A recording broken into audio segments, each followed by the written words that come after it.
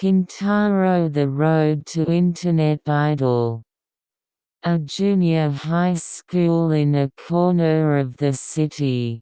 Kintaro, who goes there, was a floating presence in the class. I was able to do physical education and study moderately, but I didn't have any outstanding talent, and I was always lonely. One day after school, Kintaro is invited by a friend and starts live streaming on the internet. Then it was a big hit.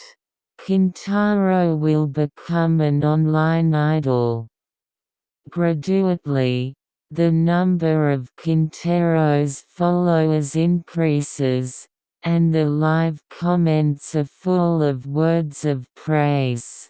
Scout offers were also flooded, and Kintaro came to attract attention at school as a popular person.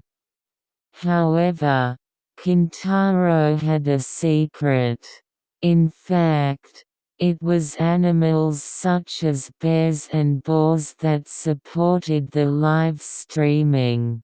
They were popular for loving Kintaro and showing off his proud appearance.